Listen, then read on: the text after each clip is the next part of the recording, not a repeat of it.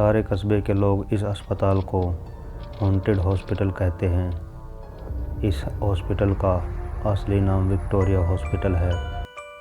इस अस्पताल को आज से करीबन 100 साल पहले अंग्रेज़ों ने बनवाया था। उस अस्पताल के सामने एक कब्रिस्तान है। मेरे दादाजी ने मुझे बताया था कि आज से 60 साल पहले इस हॉस्पिटल में ऑपरेशन के दौरान एक लड़की की मौत हो गई थी। तब से उस लड़की की आत्मा उस अस्पताल में भटकती है।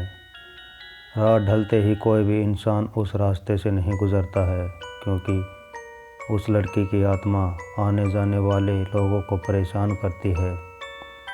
हालांकि मैं दादाजी की बताई पुरानी भूतिया कहानियों में ज़्यादा विश्वास नहीं करता था। एक रात मैं अपने 2 दोस्तों अंकित और राजू के साथ रात को बाइक पर घूम रहा था। तभी मेरे एक दोस्त ने मुझे विक्टोरिया हॉस्पिटल वाले रास्ते से चलने को कहा। हम में से कोई भी ज़्यादा भूत प्रेतों पर विश्वास नहीं करते थे और हमने उस रास्ते से जाने का पक्का इरादा किया। उस समय रात के 10 बज चुके थे। हम तीनों ने ये बात अपने परिवार वालों को नहीं बताने का वादा किया और उस रास्ते से निकल पड़े। जैसे ही हम उस रास्ते से निकले, रास्ते पर रेत होने की वजह से हमारी बाइक फिसल गई और हम तीनों धड़ाम से बाइक से दूर गिर गए। गनीमत थी कि हम लोगों को कोई चोट नहीं आई थी। बाइक चला रहे मेरे दोस्त अंकित ने बोला कि उसका बैलेंस तो बराबर था, फिर ये बाइक कैसे फिसल गई। हालांकि वो थोड़ा डर गया था, तो मुझे मेरे दूसरे मित्र को राजू ने बाइक चलाने को कहा।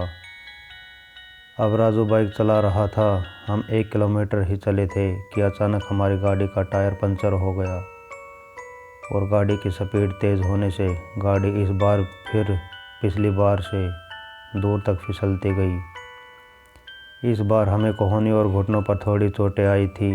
अंकित फिर से बोला कि इस जगह में ज़रूर कोई गड़बड़ है, हम लोग वापस चलते हैं। लेकिन मैंने और राजू ने उसकी बात नहीं मानी और बाइक उठाकर पैदल चलना शुरू किया। हम थोड़ी दूर ही चले थे कि अचानक किसी लड़की के चीखने की आवाज़ें सुनाई दी। ये सुनकर हम रुक गए और अंकित बोला, यार तुम लोगों को चीखने की आवाज़ें सुनाई दी हैं क्या? हमने उसकी बातों को अनसुना कर कहा कि कोई जानवर की आवाज़ होगी।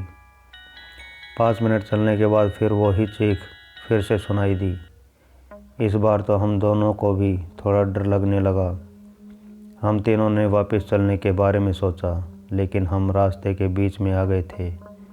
पीछे चलने में 3 किलोमीटर और आगे चलने में 2 किलोमीटर और अभी बाकी थे। हम लोगों ने आगे जाने का सोचा। थोड़ा आगे चलने पर हमें बरगद के पेड़ के नीचे एक औरत दिखाई दी। इतनी रात को अकेली औरत को देखकर हमारे तो रोंगटे खड़े हो गए थे। हम लोगों ने पीछे मुड़ने का सोचा, तभी वो बूढ़ी औरत चिल्लाई, बेटा रुको, मुझे हाईवे तक का रास्ता बता दो। हमने पूछा कि इतनी रात को आप इस रास्ते से कैसे निकल रही हो? तो उस बुढ़िया ने कहा कि मैं पड़ोस के गांव की रहने वाली हूँ और मेरे पास पैसे नहीं हैं, इसलिए मैं पैदल ही निकल पड़ी। हाईवे के उस पार मेरा गांव है। हमने उस बुढ़िया की बात पर विश्वास कर लिया और आगे निकल पड़े। रास्ते में वो बुढ़िया हमसे सारी बातें पूछने लगी। बुढ़िया हम तीनों के पीछे पीछे चल रही थी। हम तीनों दोस्त अब अपनी बात कर रहे थे। तभी राजू बोला कि लो माँ जी, आपका रास्ता आ गया। और वो जैसे ही पीछे मुड़ा तो वहाँ पर कोई नहीं था। हम तीनों की तो सिट्टी पिट्टी गुल हो गई थी। हम बाइक को धक्का मारते हुए ज़ोर से भागने लगे। भागते भागते अंकित ठोकर खाकर गिर गया और हमें ज़ोर से चीखें सुनाई दी। हमने भी बाइक को वहीं पटक कर अंकित को साथ लेकर दौड़ने लगे और हॉस्पिटल के पास कब्रिस्तान तक पहुंच गए। ये सब घटित होते 12 बज चुके थे। हम पसीने से तरबतर हो गए थे और कब्रिस्तान पार कर एक मंदिर में रुक गए, क्योंकि अगर बिना बाइक के घर जाते तो जूते पड़ते। इसलिए उस रात मंदिर में ही रुक गए और सुबह होते ही बाइक लेकर अपने अपने घर आ गए और घर वालों दोस्तों के यहाँ रुकने का बहाना बना दिया। उस रात के बाद से हम उस रास्ते से कभी नहीं गए। मुझे आज भी सपनों में वो भूतिया बुढ़िया और चीखने की आवाज़ें सुनाई देती हैं। तो दोस्तों, यह थी आज की कहानी। अगर आपको कहानी अच्छी लगी हो तो इसे लाइक और शेयर ज़रूर कीजिएगा। अगर आपको आगे ऐसी ही कहानियाँ और सुननी है तो हमारे चैनल को सब्सक्राइब ज़रूर कर ले और बेल आइकॉन को भी ज़रूर दबा ले। तो मिलते हैं अगली कहानी में, तब तक के लिए गुड बाय।